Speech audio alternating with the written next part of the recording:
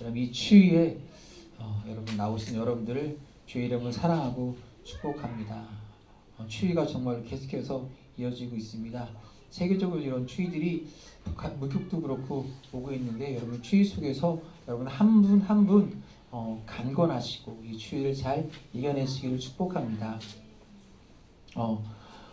우리가 읽은 이 에베소서를요, 우리는 성경을 구분할 때 옥중서신이라고 이야기합니다. 사도 바울이 전도하다가 잡힌 로마의 감옥에서 쇠사슬에 매어서 매인 채로 기록한 서신이기 때문에 옥중서신이라고 부릅니다. 그런데 그 1장 3절에서 이 편지의 서두를 뭐라고 시작하냐면 찬송하리로다. 앞에는 인사였거든요. 사도 바울이 인사였어요. 그리고 3절로 시작하면서 찬송하리로다 라고 시작하고 있습니다. 그는 왜 찬송하리로다 시작하고 있을까? 그는 그가 지금 경험하고 있는, 그가 현재 처해 있는 자리가 어디입니까?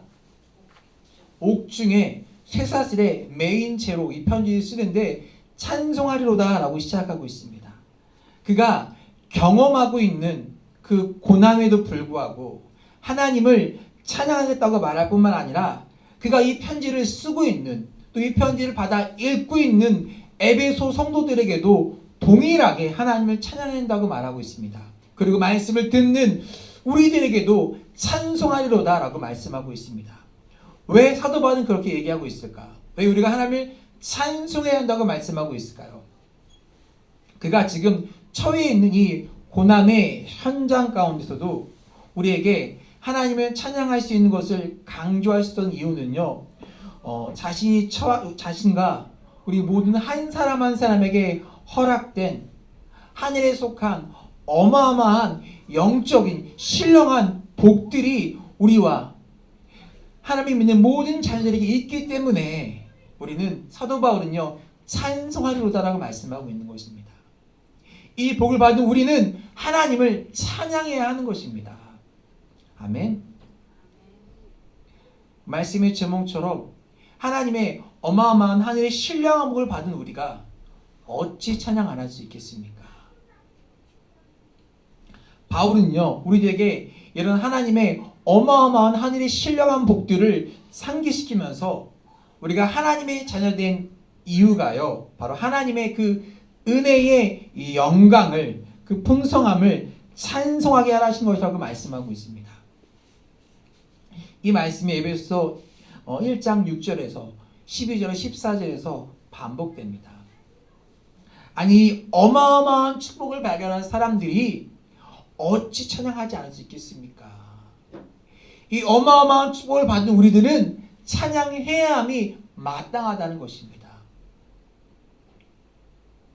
1924 장로들이 계속해서 하나님을 찬양하는 것처럼 영광을 돌리는 것처럼 우리들도 그렇게 하나님을 찬양해야 한다고 말씀하고 있는 것입니다.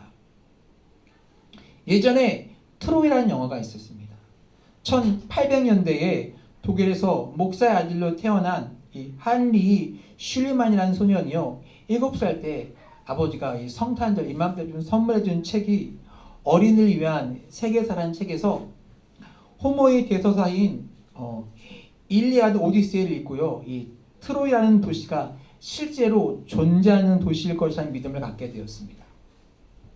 그의 나이 41세에 본격적으로 고고학자 인생을 시작한 그는요, 그의 나이 51세가 되던 해 1871년에요 드디어 고대 트로이 유적을 발견할 뿐만 아니라 유적의 발굴 과정에서 어마어마한 보물들을 그는 발견하고 세계의 부자가 됩니다.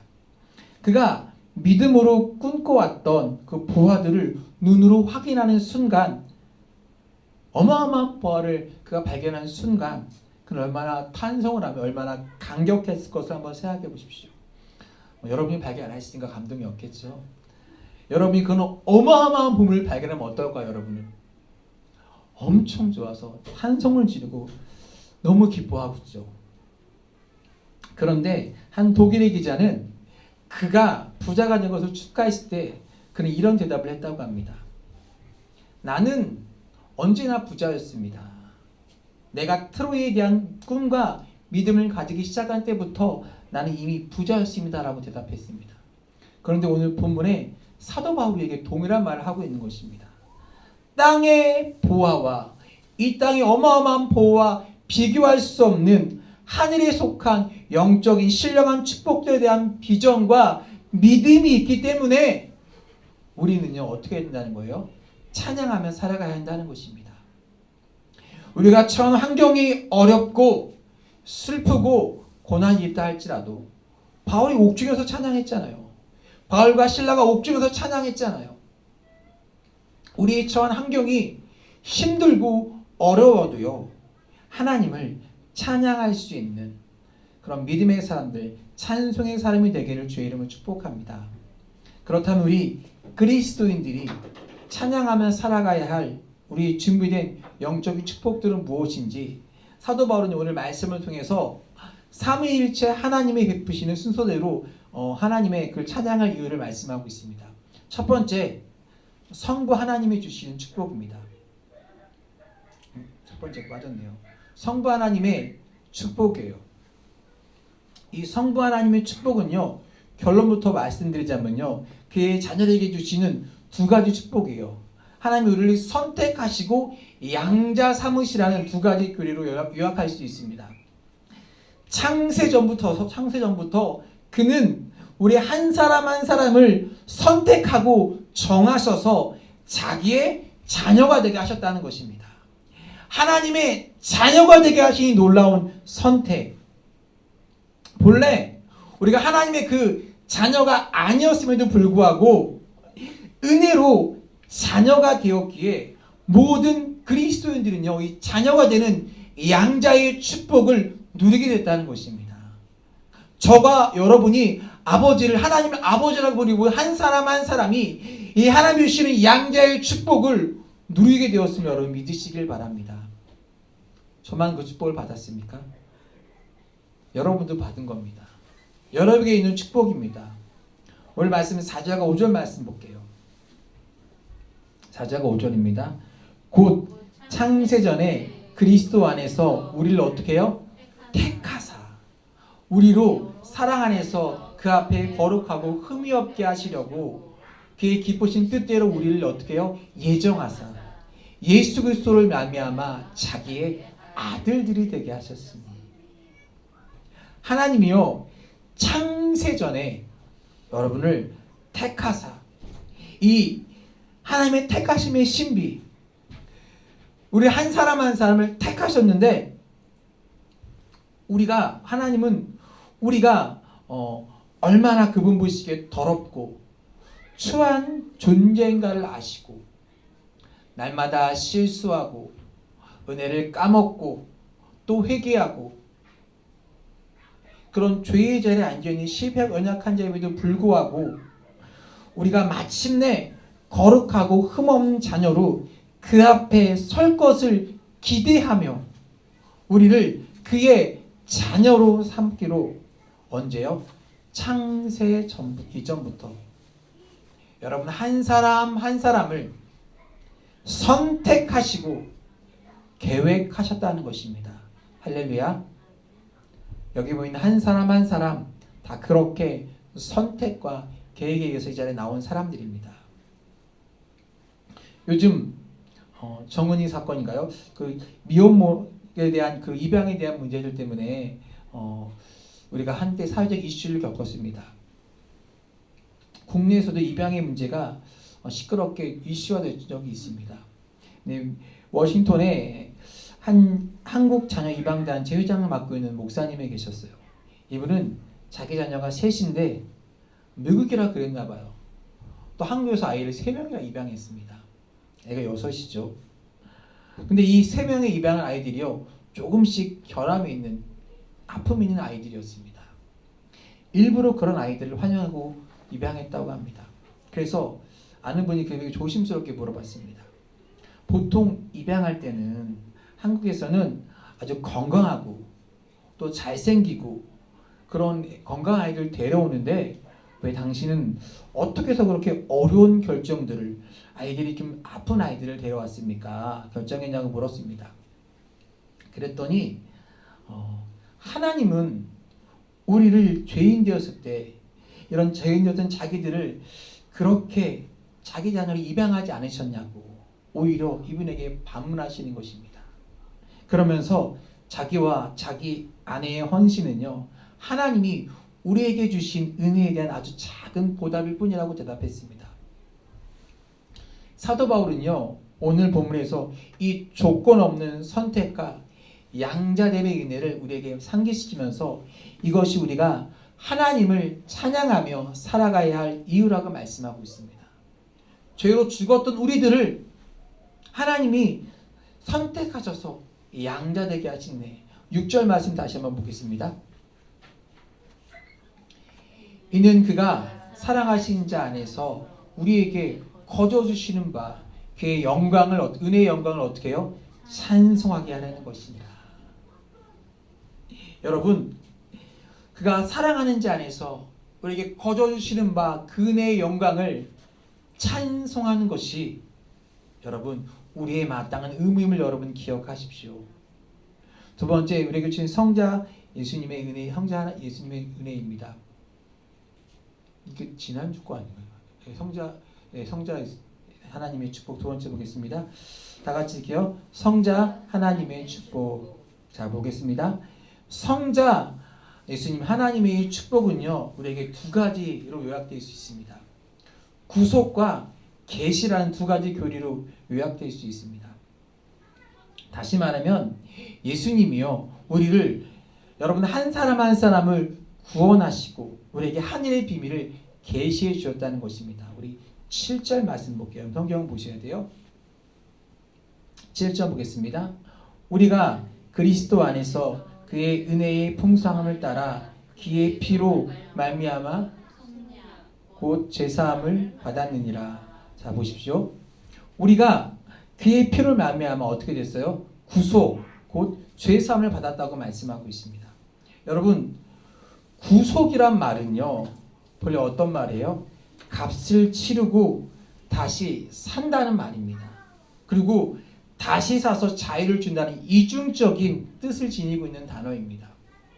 이 단어가 신약 성경에 기록되었던 당시 노예 시장에서 사용됐던 그러한 단어입니다. 로마가 지배하던 시절 이 노예를 거느리고 사는 것이요, 본인의 신분을 상징하고 있는 그러한 당시 정복지에서 잡혀온 이 노예들을요, 고가로 거래가 되었습니다. 이런 광경을 연상해 보시면 됩니다. 누군가가 한 노예를 두고, 건장한 노예를 두고 흥정을 벌여서 비싼 값에 값을 치르고 그를 산 다음에 그에게 자유를 선포했습니다. 이제 당신은 자유인입니다. 부디 행복하게 사십시오라고 했을 때 여러분 이 생각을 한번 가정해 보십시오. 근데 실제로 로마의 주인들 가운데 자비로운 주인들은요, 자신이 노예들에게 그런 은혜를 베푸는 일이 드물게 있었다고 합니다. 그것이 바로 구속의 뜻입니다. 이제 성자 하나님 예수님께서요, 우리에게 이런 은혜와 축복을 베풀어 주셨다는 것입니다. 우리 인간은 사실상 우리가 알고 있듯이 하나님이 보시기에 죄로 말미암아 죄의 노예로 살고 있었던 한 사람 한 사람들입니다. 그런데 우리를 위해서 그분이 이 땅에 오셔서 친히 그분의 몸으로 우리의 죄를 담당하시고 십자가에서 피 흘리고 돌아가셨습니다. 그 피값으로 우리 한 사람 한 사람을 사시고 그는 우리에게 죄에서 자유, 곧 죄사함, 구속을 선언하셨습니다. 뿐만 아니라 이렇게 구원받는 우리에게 이제 그는 하늘의 비밀을 알고 사는 자가 되게 하도록 우리에게 축복을 베푸셨다는 것입니다. 8절 9절 말씀입니다. 8절 9절 말씀 볼게요. 이는 그가 모든 지혜와 총명을 우리에게 넘치게 하사 그의 그 뜻의 비밀을 우리에게 알리신 것이요 그의 기뻐하심을 따라 그리스도 안에서 때가 찬 경륜을 위하여 예정하신 것이니. 자, 보십시오. 여러분, 비밀을 여러분 누구에게 알리십니까? 친하지 않은 사람이 여러분 비밀을 알리십니까? 정말 친한 사람, 소수의 사람에게 비밀을 알립니다. 예수님께서요, 우리에게 이 하늘 안에 계신 비밀을 말씀하셨다는 것은 우리를 그렇게 친한 친구로 삼으셨다는 거예요. 그래서 요한복음 15장 15절에서 이렇게 말씀하십니다. 이제부터 너희를 종이라 하지 아니하리니 종은 주인이 한 것을 알지 못함이라. 너희를 친구라 하였노니 내가 내 아버지께 들은 것을 다 너희에게 알게 하였습니다. 자, 보십시오. 우리에게 친구래요. 이제 우리 예수님의 친구가 되어서 주님의 말씀을 배워 알고 하늘의 뜻을 깨달아 아는 자로 그런 인생을 살아가는 자로 하나님 우리에게 축복해 주셨다는 것입니다. 이보다 더 놀라운 축복이 어디 있겠습니까? 우리가 그래서 어찌 찬양 안 할 수 있겠습니까? 마지막 세 번째 이것입니다. 성령 하나님의 축복. 성령 하나님의 축복은요, 다시 두 가지로 요약됩니다. 인치심과 보증이라는 두 가지 교류를 요약할 수 있습니다. 오늘 말씀 13절 말씀 볼게요. 에베소 1장 13절입니다. 네. 그 안에서 너희도 진리의 말씀 곧 너희의 구원의 복음을 듣고 그 안에서 또한 믿어 약속의 성령으로 인치심을 받았으니. 여러분, 인치심의 의미가 무엇입니까? 그것은요, 소유권을 뜻하는 겁니다. 우리가 구원의 이 복음을 듣고 예수님을 우리의 구주로 믿고 영접하는 순간 성령께서 우리를 하나님의 소유로 인치셨다는 겁니다. 이제 우리는 하나님의 소유, 하나님의 자산이 되었다는 것입니다. 이사야 선지자의 표현을 빌리자면요, 이제 우리는 하나님의 것이 된 것입니다. 이사야서 43장 1절에 뭐라고 말하냐면 너는 내 것이라고 말씀하세요. 또 같은 장에서 하나님 우리에게 너는 나의 보배라고 말씀하세요. 여러분, 하나님 우리에게 우리가 당신은 보배라고 하신다면, 여러분 보배라고 하신다면, 그렇게 여겨주시고 이렇게 돌봐주신다면 무엇을 걱정할 필요가 있겠습니까? 무슨 염려할 필요가 있겠습니까? 한 걸음 더 나아가서 그는 우리의 기업의 성령으로 보증이 된다고 말씀하고 계십니다. 14절 말씀 볼게요. 네. 이는 우리 기업의 보증인이 되사 그 얻으신 것을 속량하시고 그의 영광을 찬송하게 하려 하심이라. 자, 보십시오. 성경에서 기업이란 말이 나와요. 여기서 기업이란 우리 성도들이 장차올 세상과 이 땅에서 누리게 될 축복을 총망라한 개념입니다. 그런데 우리가 이 땅에 예수님을 영접할 때 우리 안에 오신 이 성령이 장차 우리가 누리게 될 모든 축복의 보증이라고 말씀하고 있습니다. 우리가 집을 계약하면 먼저 보증금을 지불합니다. 이 보증금은 무슨 의미예요? 앞으로 내가 확실히 남은 돈을 다 내겠다는 그런 보증이요. 내가 시작한 것을 가시적으로 보여주는 그러한 확증입니다. 남은 돈을 내가 다 내겠다는 그런 확증이죠. 창세기 24장에 보면요, 아브라함의 종이요, 아브라함의 종이요, 아들 이삭의 신부감을 구하러 가서 리브가를 만나자 어떻게 했습니까? 금과 은폐물을 다 그에게 꺼내 주었어요. 그것이 이삭이 리브가에 줄 것의 전부입니까? 아니에요. 그것은 장차 누릴 축복의 보증이었습니다. 일부였어요. 여러분, 내가 하나님의 자녀임에도 불구하고 우리 인생이 곤고하고 너무 황폐하다고 느끼십니까? 그렇다면 처음에 얘기했던 트로이, 하일린 슐만의 이야기를 다시 기억하십시오. 트로이의 유적을 발견하고 마침내 거부가 된 그의 인생은 항상 부유하고 희망에 차 있었던 사람이 아니었습니다. 목사 아버지는 가난과 실패로요, 그는 중학교 과정을 정식으로 공부하다 중단했습니다. 그러니까 중퇴예요. 중학교 졸업하다 학교를 마치지 못했으니까. 식료품 가게에서 외양 선원독으로 전전하면서 이 트로이는